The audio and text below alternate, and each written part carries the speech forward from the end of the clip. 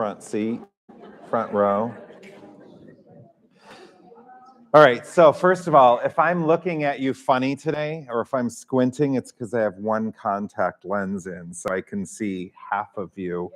I may not be able to see the other half of you, so just bear with me if I'm acting a little weird, that's why. Right, Audra?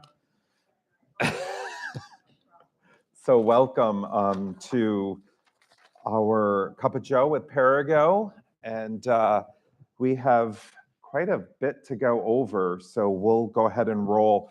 Jill is actually off today, tomorrow, and Friday, so I have an update for her for sales. So we had one sale in the month of April. 3 apartments became available in April, and then 1 apartment became available thus far in May. So total available apartments, according to Debbie's sales and closings report, on May 15th, we have 8 available apartments, which is a little high for us. However, the good news is that Jill is projecting 3 sales for this month and possibly 5. So she has quite a bit happening. So we're excited about that. We've had quite a bit of attrition this year, which is pretty, it's like a repeat from last year. So, but anyways, Jill is all over it. And we have been getting some referrals from our residents. So thank you. And George Ray actually referred 2 people to us. So we appreciate, we always like referrals. It keeps our sales and marketing costs down. It lessens your, because you pay for sales and marketing. So it lessens, that always helps out. So thank you. So I do want to share with you a little bit about what's going on in sales and marketing. So we have had some challenges with the second floor and third floor 2-bedroom apartments. That's typically what's coming back to us right now. And what we're hearing from the buyers or prospects is that they don't want to be on the second and third floor, and we don't have a wait list for those apartments. We have a wait list for everything else, but a couple of years ago, we didn't have a wait list for 1-bedrooms, and it's all cyclical. So we've been strategizing with our owners, we've been strategizing with our sales and marketing advertising agency, and our owners actually signed off on an incentive for Jill to use, because we don't have any people who are interested in those second and third 2-bedrooms. So the owner signed off, and it's coming out of their money, the owner's money, $20,000 for the second and third floor 2-bedroom apartments, just for a limited number of 2-bedrooms. So I thought that was good to share, because I know sometimes some people don't feel like the owners give enough, but they are. And actually, with those 2 incentives, it was limited to, I think, 3 apartments thus far. 2 of those 3 are the ones that Jill has been able to sell. So incentives and strategies do work. So we're really excited about that. And then we're just working with our advertising agency to build awareness on the 2-bedrooms. So some people might ask, well, why don't people like 2-bedroom, or why don't people like the second and third floor? What's the obvious answer, right?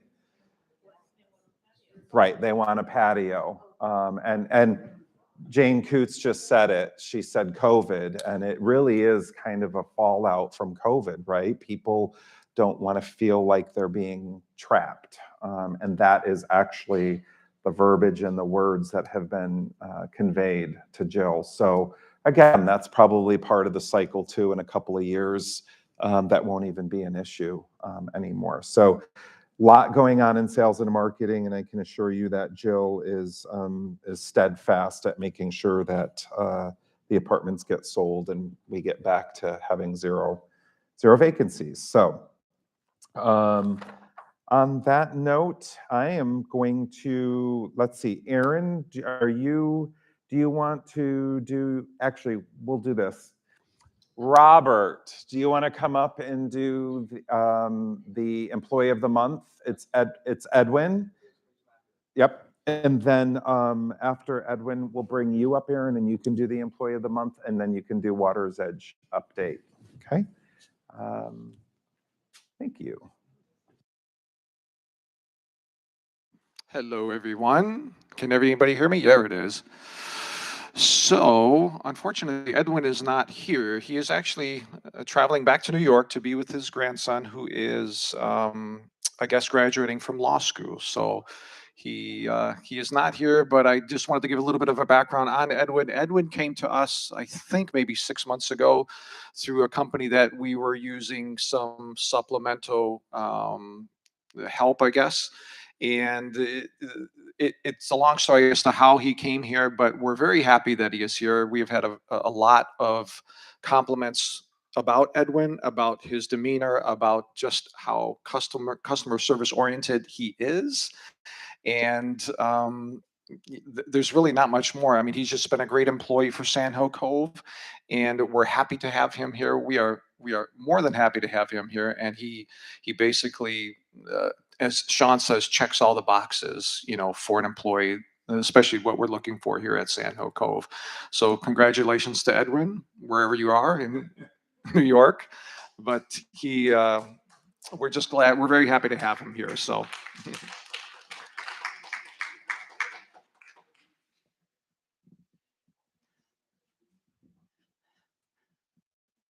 Good afternoon. Thank you. The Water's Edge Employee of the Month this month is Ismeth Dominique. Making sure I'm pronouncing her correctly. She has been I couldn't tell you how many years, but a long time employee with us. She's CNAs. Um, you may not be as familiar with her as some of our others because she works frequently at night, 11 to 7. But she is she's an amazing CNA. She is always there for the team. She works with everybody. She has, even in the middle of the night, she has a smile on her face. She's bright, she's cheery, and she will work and pick up and help wherever. So she's one, she can be working 11 to 7, and then I'll have somebody who doesn't show up and I need somebody 7 to 3, and she's like, "You know what? I'll stay." And she'll stay in and she'll still have a smile on her face while she's doing it. I don't know how to do that because you'd have to be pumping coffee through an IV for me to be like that, but she does. She'll do 3 to 11 when we need it. I mean, she's always there, and does it with a gracious attitude, a kind heart, and taking care of our residents and providing such great quality of care. I never hear a bad thing about her.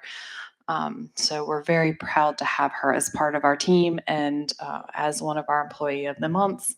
So if you have the pleasure of seeing her when you're over on Water's Edge, please tell her how much you thank her and we appreciate for everything she does.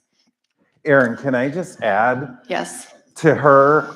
So Ismeth Dominique is originally from Haiti, and her daughter actually just graduated as a doctor of anesthesiology. And your scholarship helped to put her through college. And Ismeth Dominique also has a son who is graduating, and your scholarship monies have also helped to put him through. So when you talk about the apple didn't fall too far from the tree, Ismeth is driven, Yeah. she's just really engaging, and that's a reflection in her children. But most of all, thank you for helping to support the foundation through the scholarship. And your contributions have made a difference in her children's lives. So.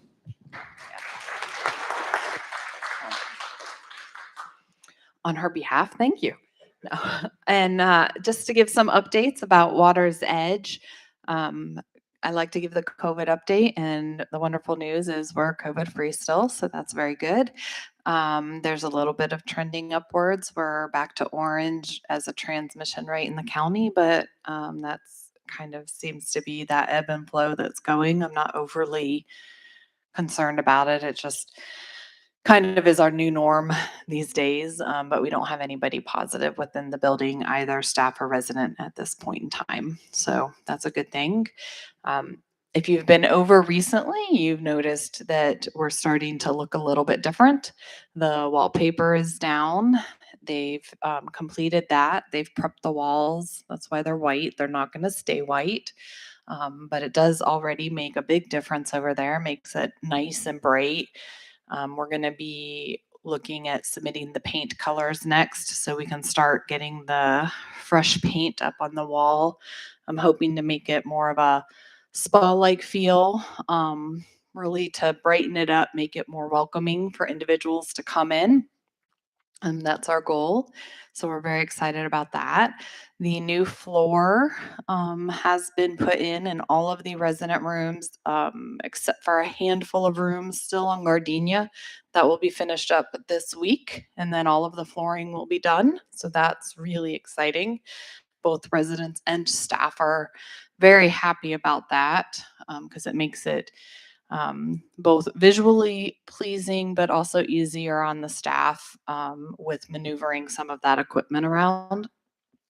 We are going to be within the next month, you'll be seeing the transition for the therapy. So, Sandpiper, which is the big meeting room up in the front, is going to be transitioning into our inpatient therapy gym.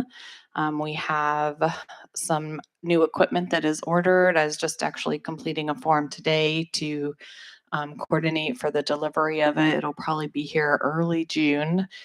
And once that gets here and we get the room painted, it will be set up and we'll be able to start operating in there as a new gym. It will be for the residents that are within Water's Edge, and then the existing large gym will continue to operate as an outpatient gym for those that are independent. So we'll still have those nice large spaces for both sides. Then that little room that we've kind of been using as a makeshift gym will return back to a private dining room. So we will then have that space to utilize as an additional eating space within Water's Edge that can be reserved for parties, and just create another opportunity for people to eat in. So we're excited about that. And then we will be looking for or working towards creating a proper conference room for our care plan meetings. So those are some things that are happening. Then next on the list, we have some cabinets that will be being put up in the ends of the hallways to better store some of the products, make it more efficient for the staff. We're going to also be having some built-in cabinetry and shelving put up at that front desk to make it less cluttered, more welcoming when people come in because it tends to get very cluttered and we want to get away from that. So that'll be going up. We're still continuing with the lighting. We do need to set that up. There's just been a lot on the plate right now, but I haven't forgotten you guys. So we will be still addressing the lighting in the resident rooms as well. I think that's everything we've got going on. I do feel like I'm missing something, but the butterfly garden, yes. For those that contributed to the butterfly garden, is Anne here? I don't see Anne. Okay, thank you very, very much. The last count I heard, we had over $1,000 raised, and flowers are being purchased with the help of the landscaping committee. Ann Holmberg definitely was a big assistance with that. I know Liz Hall is helping with that and some others. So thank you very, very much. We're going to be sprucing up the butterfly garden within Water's Edge. And once everything is planted and beautified, we're going to have a kind of open house tea party and we'll welcome everybody to that. And that is to honor our mothers and loved ones over within Water's Edge. So thank you very much if you contributed. If you haven't and you want to, you know what, we'll still accept donations and buy more flowers. We're never going to say no. But yes, that was a very exciting project that residents, initiated. And those are things that we can do any time of year. So if you have an idea or something you think you want to do, don't hesitate to bring it to our attention. And we're really excited to see the finished product. So we have that going on too. Thank you. All right. Good job. All right, so hurricane season is amongst us. Can someone name a hurricane, one of the named hurricanes this year? Ian? That's going into this upcoming season. Ian? Sean. We did our annual training yesterday with our staff, and Jeannie, our HR director, tried to make a crack by using my name and I said, hurricane exists every day with Sean here at Sand Hill Cove. So just ask the staff, they'll tell you. So anyway, so for those of you, I do see some new faces in here. So how many of you have been through hurricane season at Sand Hill Cove before? I should have asked it the other way, right? Who has not been through hurricane season? Okay, there you go. All right, so everywhere else, right? Okay. Let me see if I can get this to work. All right. So, Kurt, you want to come up and do this slide? You don't have to. I was just kidding. No, I'll do this one. That's fine. So every year, CSU, that's the Colorado State University, puts out their forecast. It's the forecast that's used by most folks. I'm getting a little loud here. Can I get a little quieter? So anyway, this is the stats that are used by most agencies, including NOAA. The average from 91 to 2020 was 14.4 storms. This year, they're predicting 13. The named storm days are 55, hurricane 6, hurricane days 35, major hurricanes only 2, and major hurricane days only 5. Also, if you see at the bottom there, accumulated cyclone energy, they're expecting 100 versus 123, which is a lot less of severity of storm. But like they always say, it only takes one hurricane to make landfall for it to be active for us. We really even know what accumulated cyclone energy is, or does that just look good up there? Well, we don't know what it means in millibars or anything like that, but we do know that it's a lower number. Can we Which all is agree good, that? right? Yep. Everybody agree that's a lower number? Good answer, good answer. I like it. I like it. All right. So disaster preparedness, there's a lot that goes on behind the scenes that you don't see. The department directors and their managers work really diligently each year to make sure that supplies are updated and contracts are updated. And Audra, who you don't see, she's back there, she really pulls all of this stuff together for us. And actually, I just submitted this morning all of the final docs that go to corporate. So we have to submit a critical planning checklist, and then we have to submit all of your emergency contact information, and there's just all of our employees. There's just a whole bunch of stuff that we have to submit. So if by chance something does happen here and we evacuate or something occurs here, we have all of your renter's insurance policies. They're all uploaded and sent off to corporate. So there's a great effort to try and keep everything not only at our fingertips, but also at our corporate office's fingertips should something occur and we need their support. So vendor contracts, Robert's making sure that the generators and are topped off with fuel. They do load bank tests, making sure that the generators are actually operating. He exercises them weekly. So food and supplies, Paul and his team make sure that we have the proper and appropriate amount of food put aside. Of course, Water's Edge is a huge component of this planning. We want to make sure that we have everything that we need to continue providing services to those individuals who reside in Water's Edge. And employee staffing, right? We, as part of our annual training with our staff, we have them complete a form. We want to know if they're planning to come, during the storm or after the storm, so we can set up teams and make sure that we have people here to continue providing you with services. And then a huge help here with Health at Home, right? So Mary works very closely with Health at Home, making sure that individuals who reside in the apartment have the appropriate help in their apartment so they can safely continue to reside there. A couple of years, and we will also use this room for if we're hunkering down, we may set this room up, and we may have residents who are more frail come down and stay here with the Health at Home folks. And I think a couple of years ago, we had a lot of fun. They got to eat in the Cove a couple of years ago. Don't get jealous, the Cove is reopening, so. But no, it's really nice to have this space as well as have the Cove and the kitchen to be able to prepare meals for those individuals. So communications, so we're meeting with you today. We met with staff yesterday. We do have LCS Corporate has a website and hotline. So you can't see this, but this is going to be in your hurricane guide.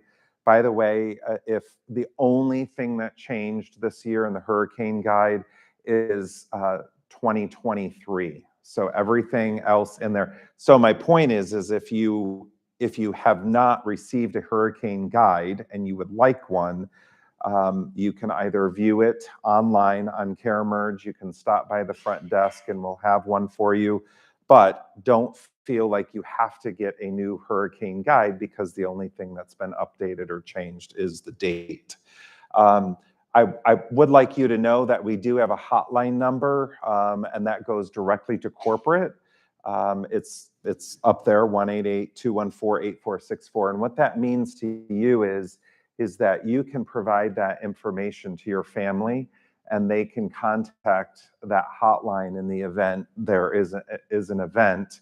They can contact that hotline because we keep in touch with them. So if our electric goes down, or if our internet goes down, whatever, we're constantly updating our corporate office, giving them status updates so your family members and so forth can always reach them. We also have a satellite phone. It's probably actually time, Audra back there, to go out and test that again. We usually do that every year just to make sure that it's working properly. But what you can expect in resident communications is for as long as we possibly can, we will communicate through channel 63.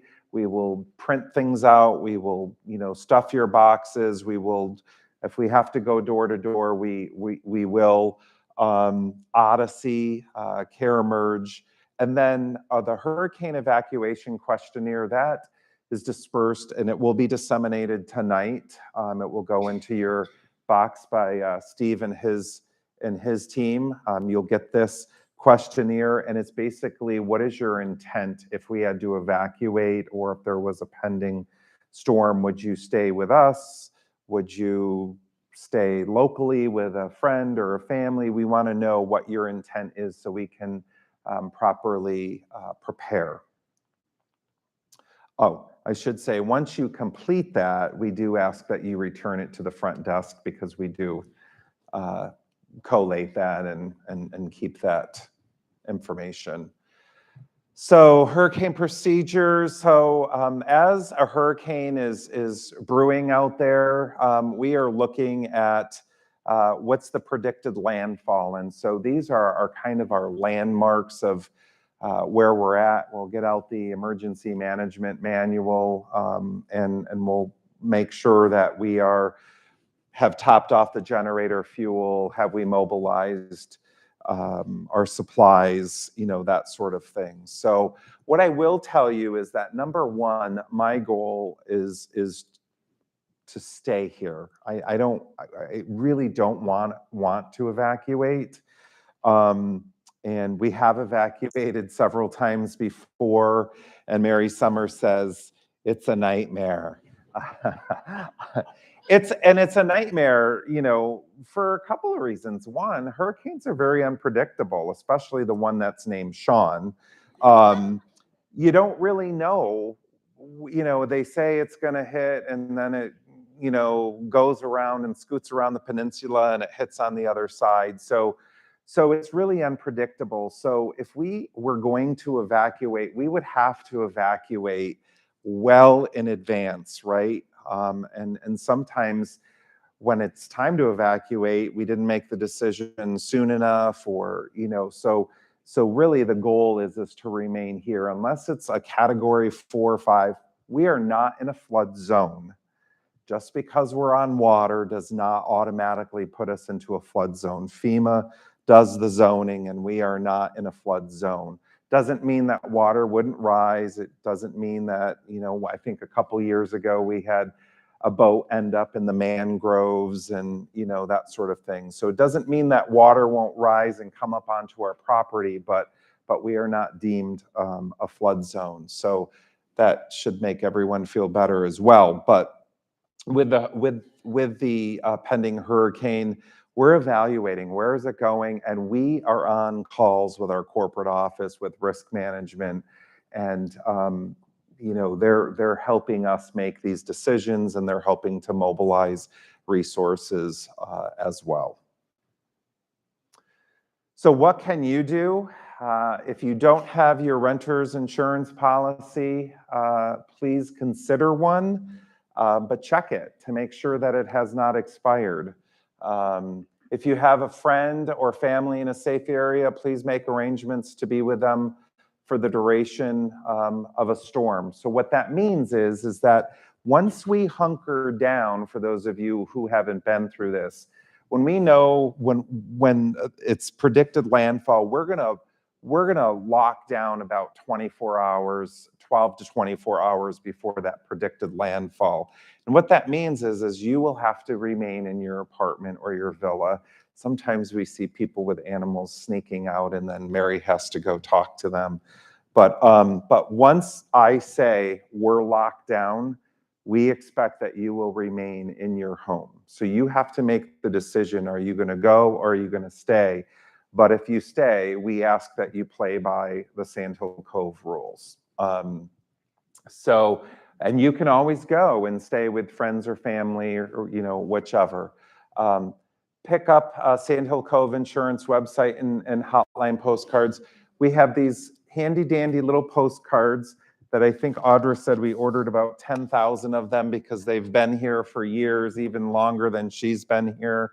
So on this little postcard, you can obtain one of these at guest services, and you can send this to they're back over there too. Yeah, you can grab one on your way out. But it's a nice little postcard, and it talks about it really just iterates the lcsnet.com website, and then the emergency hotline number, and then it gives some other important websites. So you can send this to a family member, you know, just so they have it.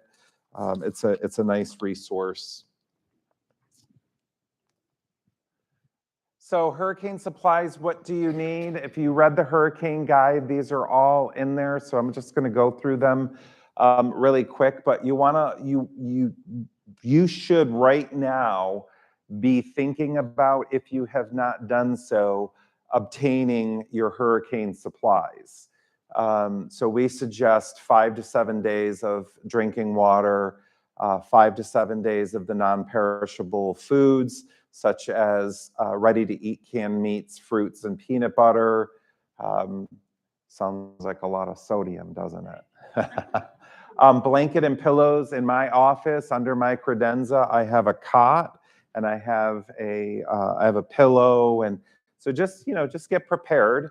So blankets and pillows, flashlights, extra sets of batteries, and battery-operated radios. Now, if you can't get out to do that, we will help you do that. Just let us know, and we can order in some additional batteries. And I think last year, Robert, we did lantern checks too. So we'll do lantern checks. I think we're actually about 30 days early with this presentation. We usually do this in June, but we're doing it now. So we have some time to check your flashlights, check your lanterns. We'll help you get batteries, that sort of thing. Medication, 30-day supply, including prescription and non-prescription drugs. Just be thinking about that.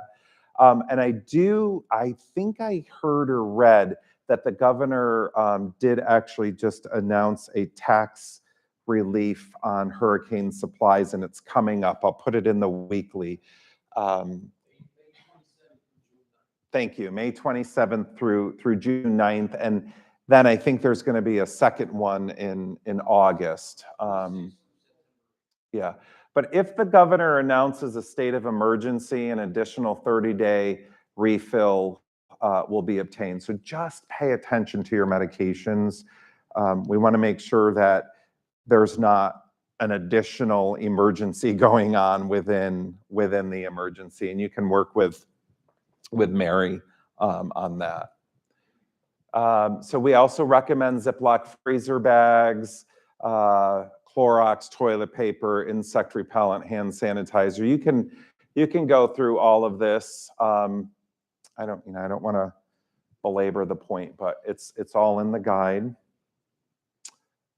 So what is your plan?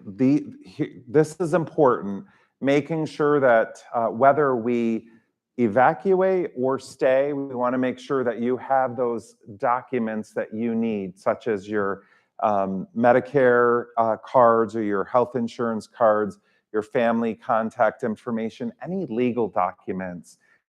Put them someplace where they may where they'll stay dry. Again, we talked about acquiring enough medicine, and then pet owners. We have a lot of pet owners here, right?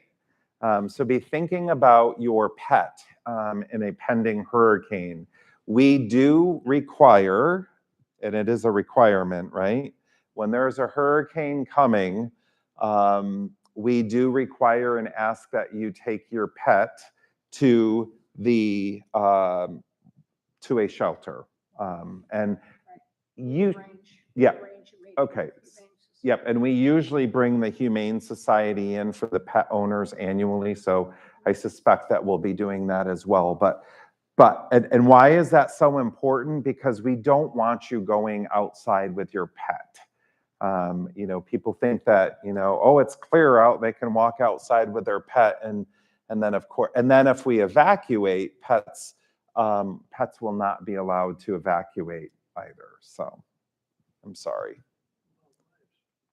What about wives? Who asked that question? Lol Kafer. You can come sleep on my cot in my office, Sarah. So you also want to gather additional changes of comfortable and loose-fitting clothing, and of course, this is if you're evacuating, have that small travel bag ready to go. Leave it inside your front door.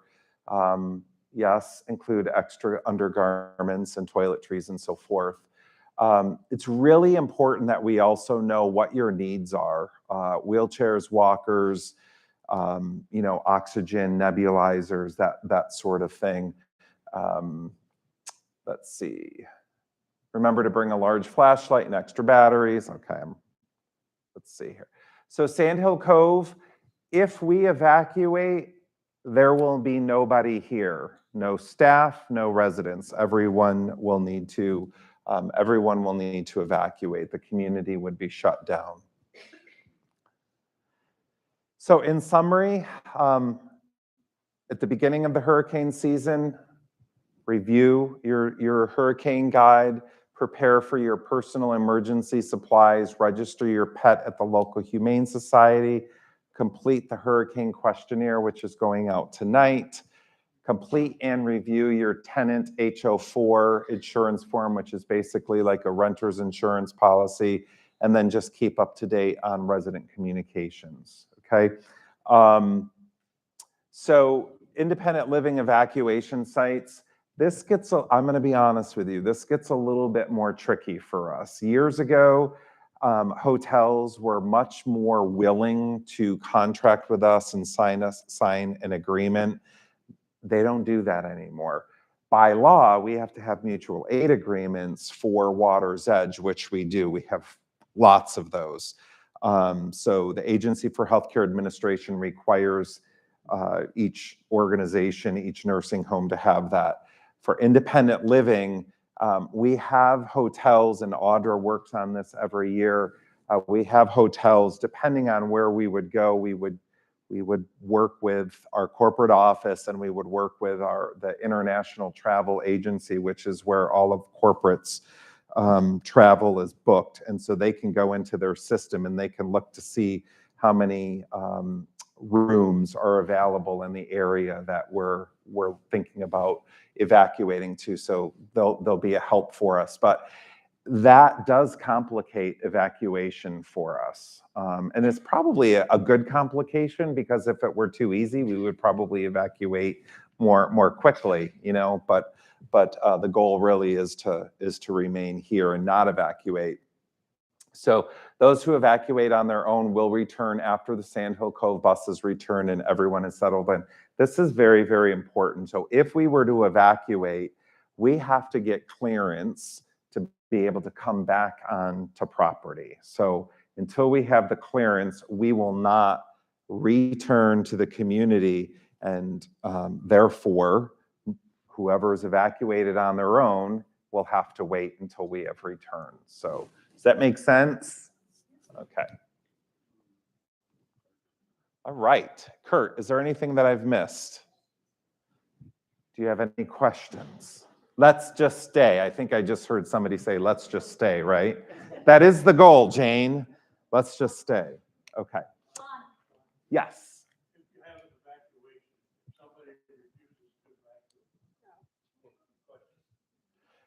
So the question is, if we have an evacuation and somebody refuses to evacuate, I'm going to sick Mary on you. No.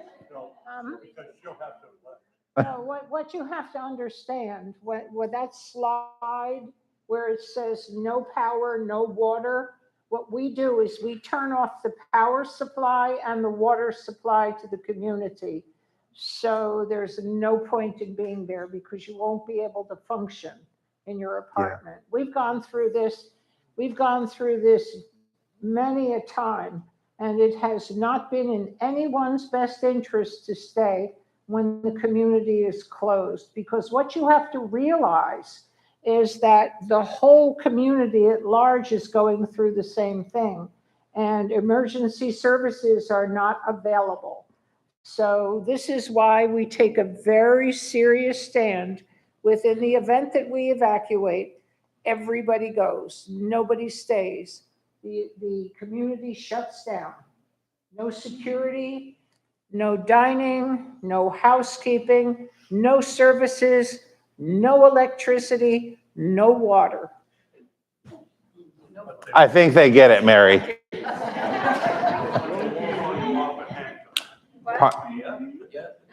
TV. No TV. All right. So anything else on hurricane preparedness? Okay, Kurt, can you do the top 5 scams in like 15 minutes? All right.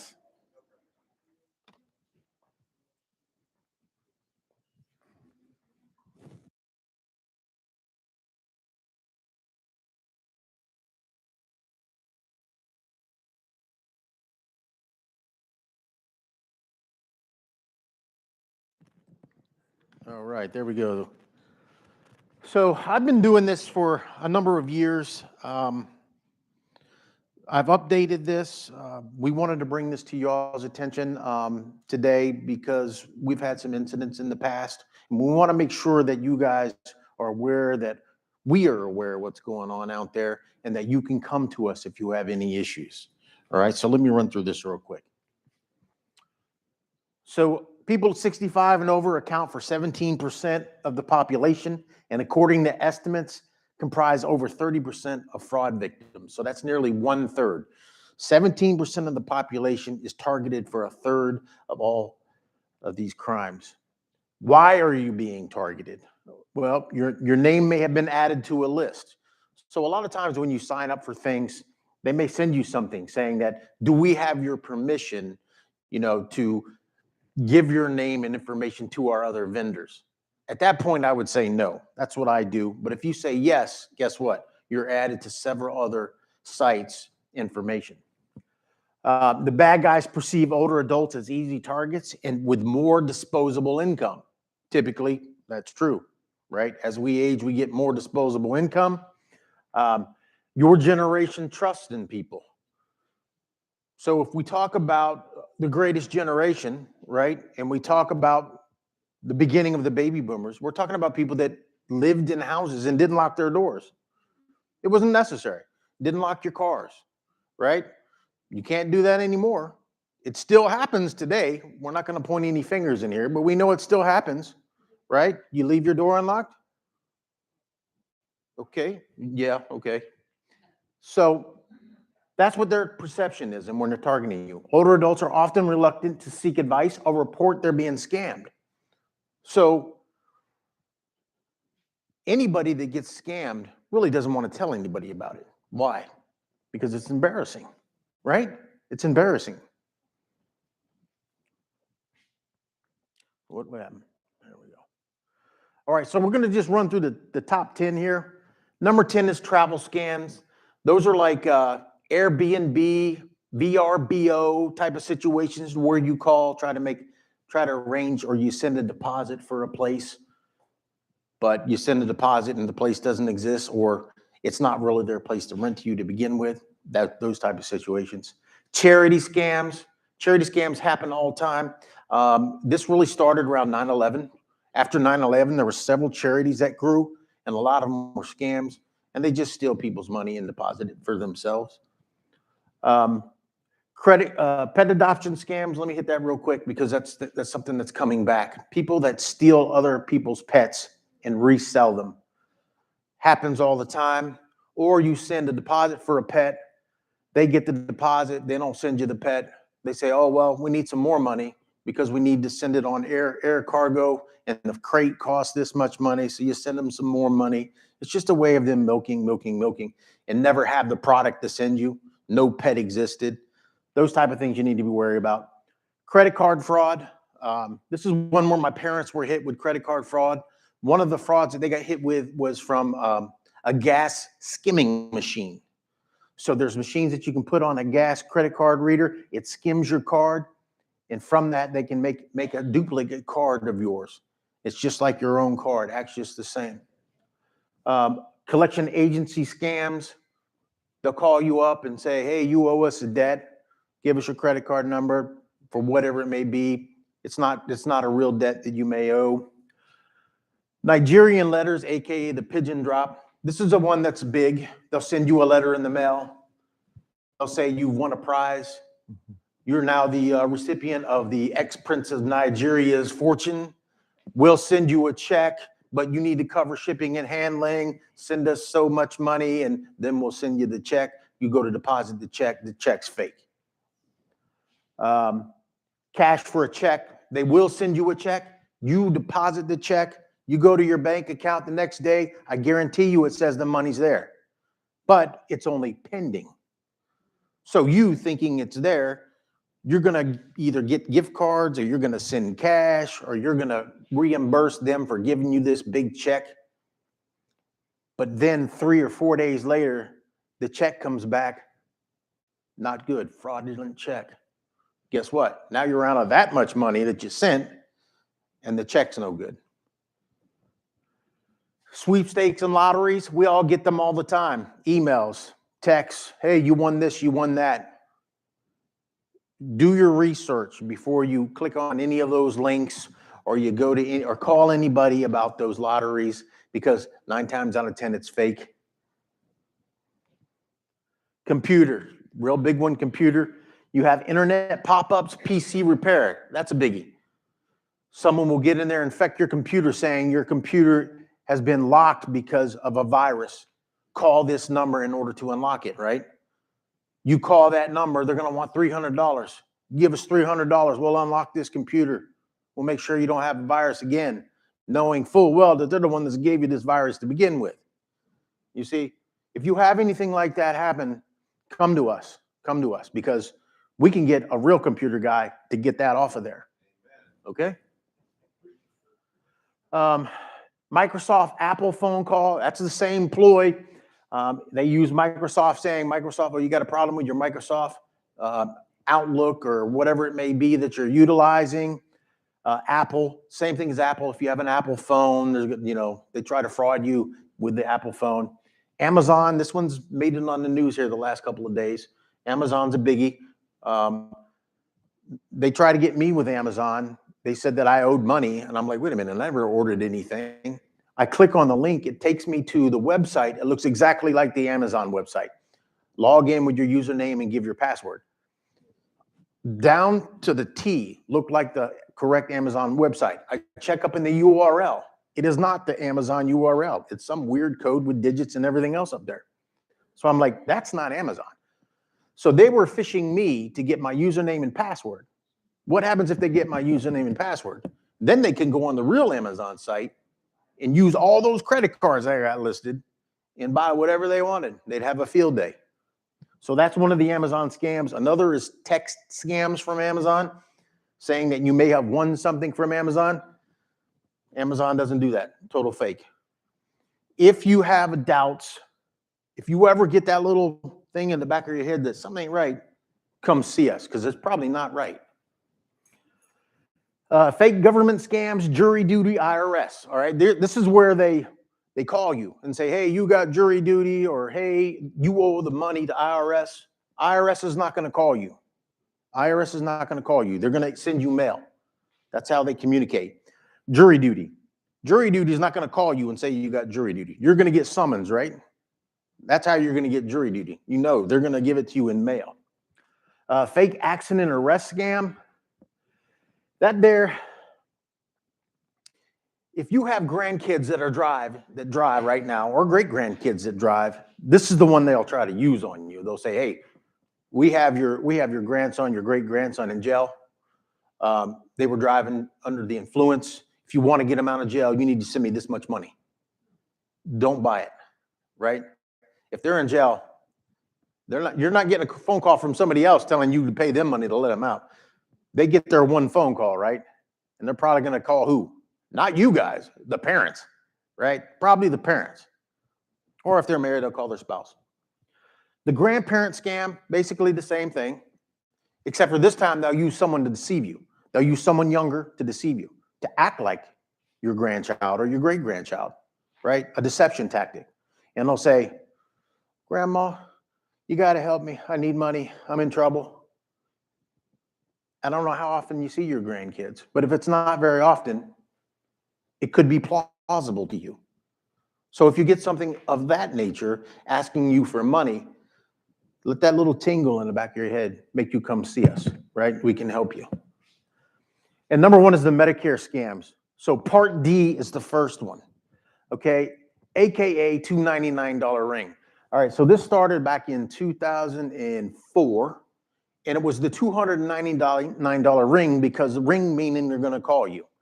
They're going to call you and say, hey, I know you have original Medicare. Original Medicare does not cover Part D. However, for $299, we can give you Part D. And they're going to give them your Medicare number. And once you give them that number, then they got you, right? Then they got you. So they'll back charge that number to Medicare to steal money. You guys know that Medicare Advantage is what really is good for Medicare Part D, right? Medicare Advantage. Now, if you do have original Medicare, there are different ways that you can get prescription drug plan. We're not going to get into all those different ways, but there are. But most people go to the Medicare Advantage, right? Don't they? Oh, you use the other side of it? Oh, okay. So, well, like I said, there's like 5 different ways, if you have original Medicare, to get prescription Part D. Thank you for correcting me on that. Power wheelchair and scooter. Anybody been called for getting a power wheelchair or scooter? All right, so this is another one that they call you. So they run you through the process saying that you need to pay this amount of money to get this scooter wheelchair. We'll take the rest of what's left and bill Medicare. And then you never get your scooter.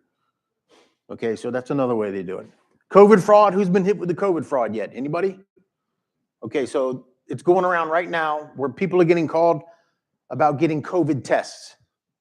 So if you give them a Medicare number for COVID tests, they're going to charge your Medicare $96 per COVID test. That's how they're going to get you. And this is going around big. So please be aware if you get any calls like that. Medicare ID number used to be your Social Security number.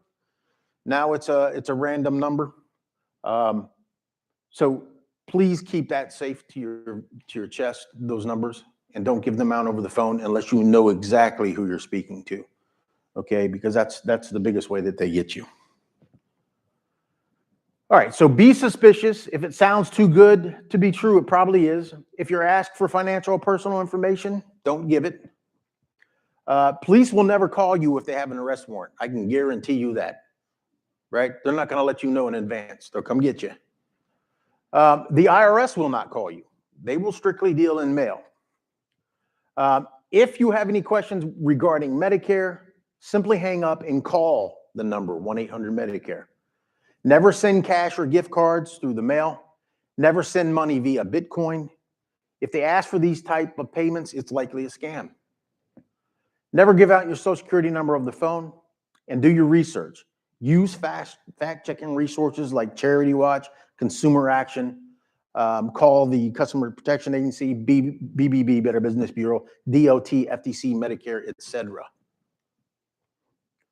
There is a national do not call registry. You guys know about this? Okay, so this is the information, do not call.gov, 1-888-382-1222. You can register for free. It covers your home phone and your personal phone, cell phone. If you've received an unwanted call, report it to the FTC. If you become a victim, this is the important part. If you become a victim, report it. Call the police. That's your best bet of action. Contact the district attorney's office or the state attorney general. You can use the links I've got here, FTC, Federal Trade Commission.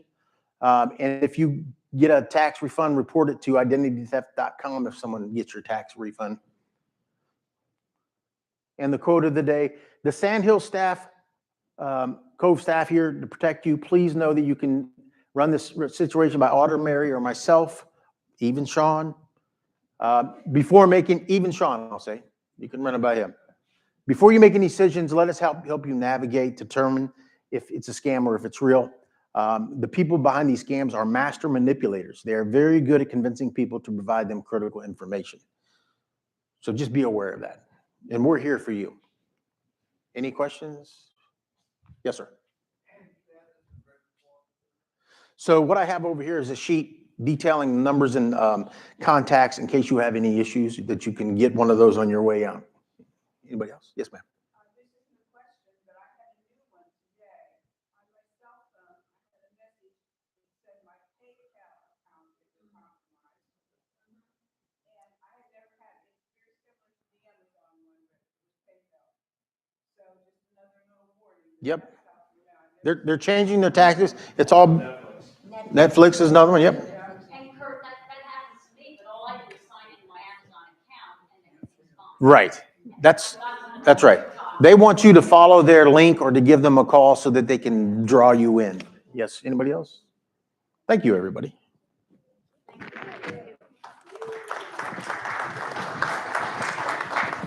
Thank you, Kurt. All right, we are nearing the end here. What did I do with my glasses? Oh. I was just seeing if you were awake.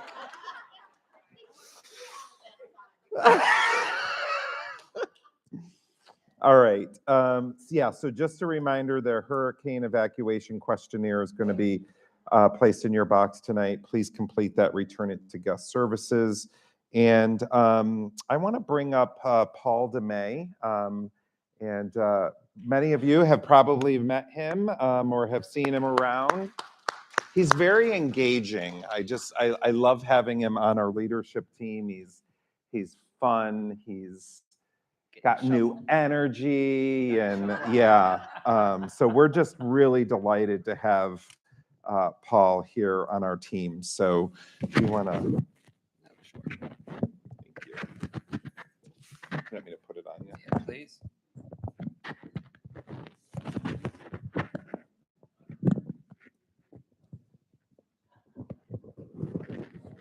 I'm putting it on wrong, but I think that'll work. All right, well, thank you all very much. I just want to say thank you. It's a pleasure. Just finished my 3rd week here at Sand Hill Cove. So I appreciate the warm welcome that everyone has given me. And I also look forward to the comments on how I can help the team improve the services that we offer to you, the residents. So please feel free to send me an email, phone calls, etc. So my first 3 weeks pretty much was spent me trying to see how things are run here, get an idea of the ebb and flow of the community. What are the popular dining times for breakfast, lunch, dinner? What are the needs and wants of the residents? I hear a lot about the Cove. When is the Cove opening? So all that is feeding into me, and I meet with Sean and the rest, and David and Robert and Chef, and they bring me up to speed as to how things were done in the past and where we envision things moving and when things will be opening as we move forward into the summer. So the first thing for me was the main dining room. You know, getting the staff in to give the service that is required of the residents here. Not only for the main dining room, but planning ahead for the opening of the Cove and to take care of any employees that may be leaving us to go to college. So we're in a process right now of, we have a very good amount of staff in place now, but we're still looking for a few more to supplement as we move forward. So the training of front of the house and back of the house in standards of operations, and then in consistency. So I've heard a lot of things about food portions being different from brown bag to dining in, menus, offerings, and so on like that. So I take notes and I sit down with Chef and the team once a week, and we discuss what the top topics were for that previous week.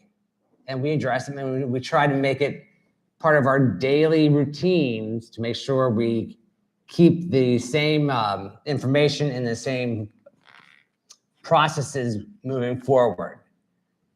Now, with anything, as we all know, it's like riding a bike. You ride a few times and you fall off, you have to get back on. So it's not a perfect process, but the more we do it, the smoother and more detailed we will become. All right, so the Cove. We are planning on opening the Cove on June 13th, which is the second Tuesday of June. So currently, Robert and David and I have been coming over here and making sure we have plates, silverware, glassware, linens, the whole 9 yards. So keep your fingers crossed that Mother Nature doesn't throw me any curveballs, and we can get this place reopened. I've heard some comments about the online reservations and online ordering. I'm not familiar with our online systems right now, but I am looking into it. So please just take your time, give me some time with that so I can wrap my head around that. And same with the electronic customer field audit, which I guess is your version in the hallway for a comment card. So please utilize those tools, because even though I don't know how to use it, everyone that's here does, and they can give me the information that is retrieved. So all information, good, bad, is positive for me because it shows us what we are doing well and what we can improve upon. So keep it coming, and That's all I have for you. Do you have any questions for me? No? Very well. Yes. I don't have a question, I just have a compliment, and I don't know who to thank, but the fact that you've expanded the brown bag menu and including the luncheons and everything else that you can get in the dining room. I know a lot of people, including myself and my husband, are very ecstatic. Well, thank you. I'll take that one, and thank you very much. Okay, Bud said he'd say that. Thank you, Paul. You're welcome. He's got a big job, doesn't he? Yep. All right. All right. So I'm going to close this out with just a couple of closing comments. So dining plans. We did meet with, we debriefed with Personal Choice Dining, the diners. We had 40 in that pilot project, and we have all but I think one that is going to remain in that program. After this meeting, we're going to actually do a learning session for those who are interested in learning more about personal choice dining and jumping over into personal choice dining. But I also wanted to share with you that we met with, we had 2 different sessions for the meal a day diners because we wanted to hear feedback from those individuals as well. And a couple of takeaways from the meal a day diners was that there was some frustration related to having to pay for some premium items that had always been on the menu. And one of the items that kind of came up to the top were berries, fresh berries. And you laugh, but listen, I mean, we had these meetings for a reason, and we, so we've talked about it. And what we're going to do, a couple things with desserts. With desserts, there will be no premium desserts. Meal a day people, you'll be able to select the desserts as you wish. You will not have to pay for creme brulee or whatever the special dessert of the week is. There will be a dollar amount associated with it for the personal choice diners, but for the meal a day people, there will be no premium desserts. Now, I'll probably get emails from the personal choice diners afterwards complaining about that, but hey, it goes with the territory. As far as the mixed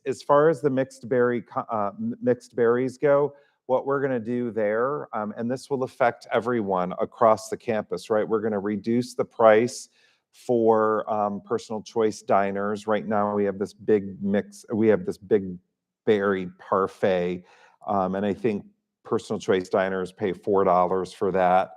And the meal a day folks have to pay a $2 premium charge for that. So what we're going to do is we're going to actually lessen the portion size. We're going to have a smaller portion size for the meal a day folks to be able to order fresh berries, and then we'll also reduce the price of that for the personal choice diners. So that was something that we heard in the listening sessions, both personal choice dining as well as meal a day diners. We're not gonna, there are other items such as lobster and some other items that have always been on the menu. That's gonna remain as is. We're not going to make that, that will remain as a premium item. Okay, so today, right after this meeting, if you're interested in learning about the personal choice dining, you can stay. We will also have another session on Friday. The goal is really, if you're interested, we're going to roll right into it come May 23rd. So there will be some additional communication around that. I actually have some of the participation agreement here with me. So if you're planning on staying, we're going to be using that to review. A couple of other things, and I'm switching very quickly. Automatic external defibrillators, otherwise known as AED. There has been one placed in the clubhouse. That is for staff to use only. That is not something that we want residents using. The other part of that we're flushing out is if you have a do not resuscitate order and you do not have that on you and you go down, we are going to use the AED on you. Okay, so if you don't have a do not resuscitate order and we don't know, what your status is, we will start CPR, and that would be anywhere you go, any public place. But more to come on that. Okay. I want to give a couple of thank yous to the Nelsons. Mrs. Nelson and Mr. Nelson have donated those beautiful, what are those called out front of the clubhouse? Lady palms, Grayfist lady palms. There's just been a huge amount of kindness and donation with plants and flowers, and to the mural, to the butterfly garden. So just thank you, everyone who continues to donate to make our community more beautiful. And let's see here. The equipment has been received in the gym. Yay, yay, yay. We got that yesterday. It's a Life Fitness equipment, and it includes a chest press, a seated row, and a leg press. And Marcia, did I hear that you're going to be doing like an open house orientation on Wednesdays at 9 a.m. for that?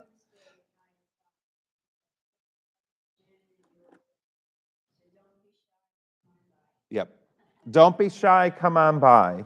And then lastly, just another huge shout out to the foundation, the scholarship, everyone who donated to the scholarship. I think this is our first Cup of Joe since that wonderful event.